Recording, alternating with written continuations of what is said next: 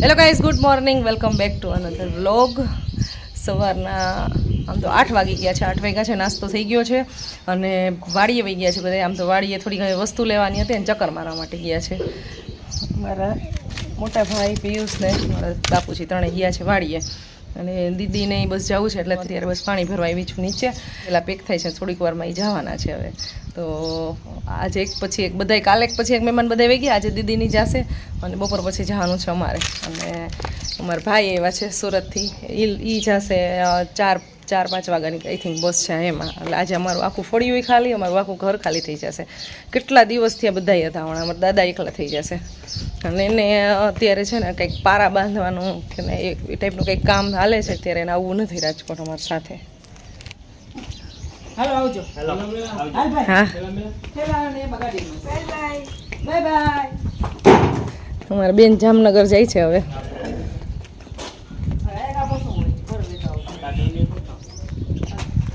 ભાણિયા ભાઈ ગાડી ચલાવશે.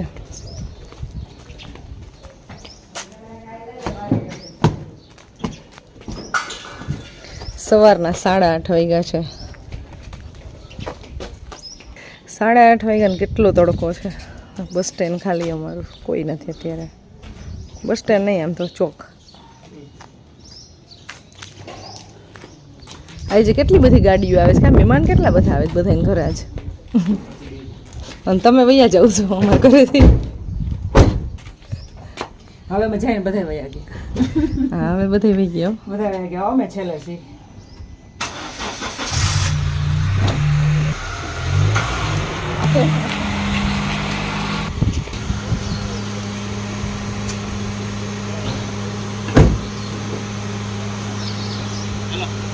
Bye bye. હા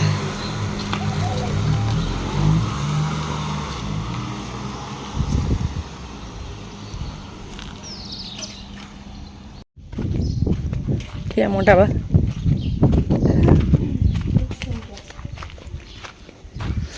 પરવા વહી ગયો છે. કાલ ફીની સાથે ખુશી એકલી થઈ ગઈ. કરણભાઈ વહી ગયો. હવે સાવ એકલા બેન.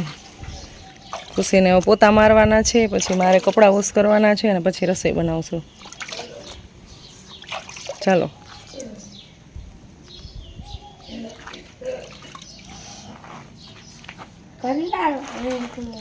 કંટાળો આવે છે. કંટાળો શું આવે એમાં? હે, ઉઠીને સીધો કંટાળો આવવો જ ન જોઈએ, મજા આવવી જોઈએ. ઉઠીને તો આખો દિવસ સવારમાં ઉઈ ગયો ફ્રેશ હોય આપણે. કોઈ હોય નહીં તો એ જ કંટાળો ન આવવો જોઈએ.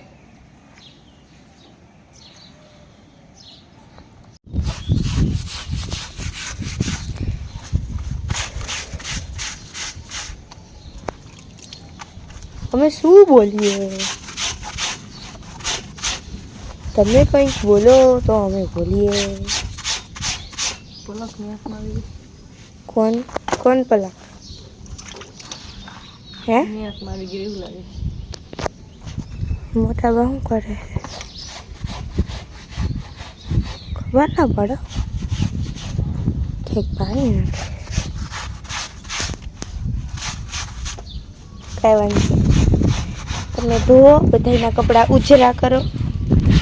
અમે કપડાં ધોવા જાવું હતું, અમે લેટ થઈ ગયું ને એટલે અહીંયા ધોઈ નાખી ઘરે. વોશરૂમ ખાલી જઈને આવ્યા ને તો થાકી ગયા. જો ઓલું નથી ઊંઘતા અત્યારે.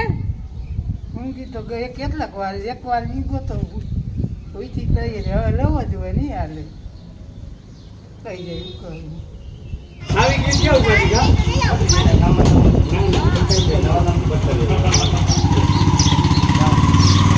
મારા બાબુ આવી ગયા. જય શ્રી કૃષ્ણ.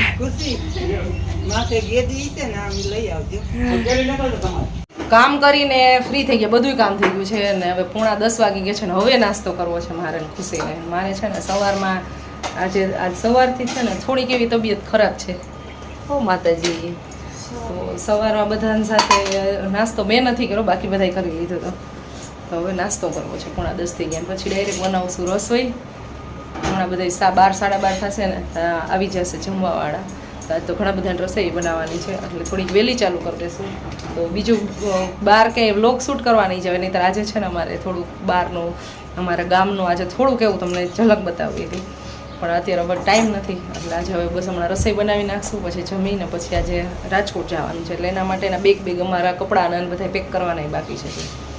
ખુશી બનાવી એકલા છે ને તો એ આરામથી નાસ્તો કરે છે ને બેઠા છે ને એવું ચાલે છે. બેનને આવે છે કંટાળો થોડો, ઘરે જઈને બહુ બધું આજે મારે કામ એ છે, 1 વીકના કપડાં અને વોશ કરવાનું ને બધું છે, પણ એ બધું કાલથી કન્ટિન્યુ થશે. તો એટલું બધું હમણાં તો એન્જોય કર્યું છે. હા બેટા, અને લઈ લે ને.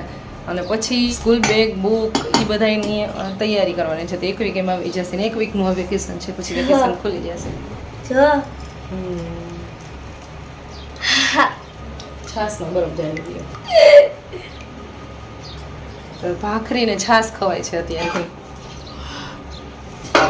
એ બહુ સારું કામ કર્યું. રસમાં ઢાંકણું પાડી દીધું. ઘીનું નીકળતોય નથી પાછી. વાવ, સો ક્યુટ. નીચે ઢોળાશે, આમાં મૂક દે ડાયરેક્ટ.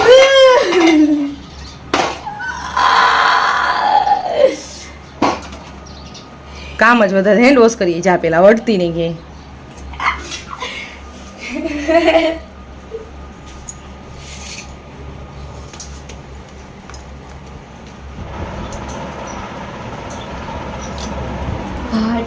घाटी छाछ जीवन तुम साया है समाया. હું ગાઈસ રોટલી ચાલુ કરવાની છે હવે. ये है कभी खुशी कभी गम, कभी खुशी कभी गम. ખુશીનું તો નામ શું હે બાપા, જ્યાં હોય ત્યાં ખુશી ખુશી જ થતું હોય. ગીતમાં પિક્ચરમાં બધે. હા સોરી ભૂલી ગઈ. સાંજના 4 વાગી ગયા છે. જમીને થોડીક વાર રેસ્ટ કર્યો ને હવે 4 વાગ્યા છે. અમારા ભાઈને જવું છે સુરત, એટલે રસ્તામાં એને ડ્રોપ કરવાના છે ને અમારા બેગ રેડી થઈ ગયા છે એટલે વહેલા નીકળી છીએ, નહીં તો અમે સાંજે નીકળ્યા. તડકો છે અત્યારે. બહુ અમારું લાંબુ વેકેશન થઈ ગયું ને આજે હવે જઈ છીએ રાજકોટ.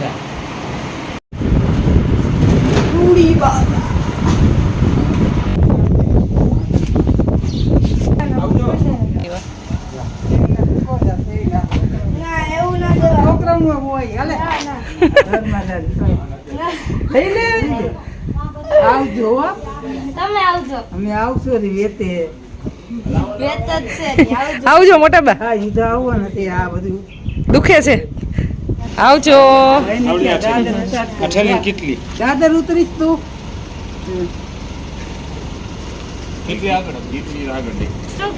આવજો બધાય. હાલો આવજો. Hello bye bye. આવજો. આવજે કુઈ. હા હાલો. Bye bye. હાલો બાય બાય. દાદાને ભરોસે નહીં થોડાક દી. અરે જીવી તો બહુ ગઈ. આજે જાજો.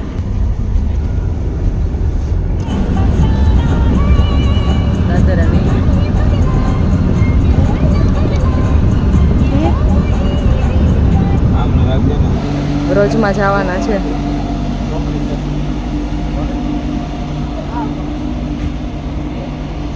અરે એ તો મને બોલાવે. હાલો આવજો. ધ્યાન દીધું. મેં બ્લેક જોયું. અવાજ એના દીકો તો ગરમ છે. બોલા નહોતા ખાના. હાલે કા? કેટલો તડકો છે. બેટી પણ ગરમીની શરદી છે. ગરમીની શરદી થઈ ગઈ બેટા. ગોલા ખાઓ તમે, કેન્ડી ખાઓ તમે, એટલે વધી જાય.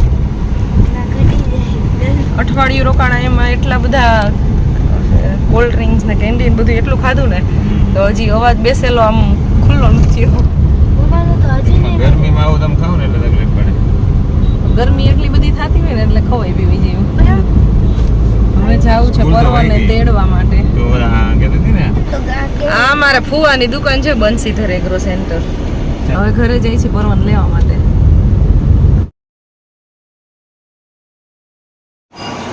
જાંબુડા છે વાડીના.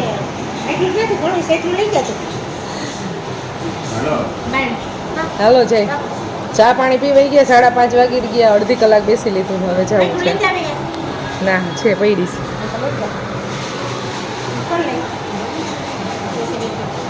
ના ના છે બધી વસ્તુ, પણ તમે યાદ કરાવો એકો એક.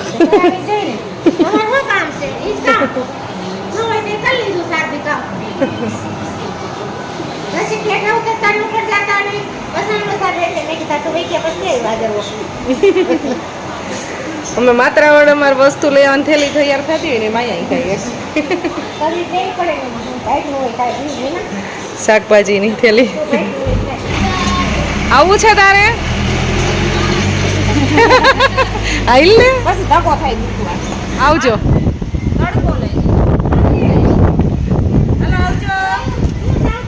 હા બાય બાય. બંધ કરીને દાદી હવા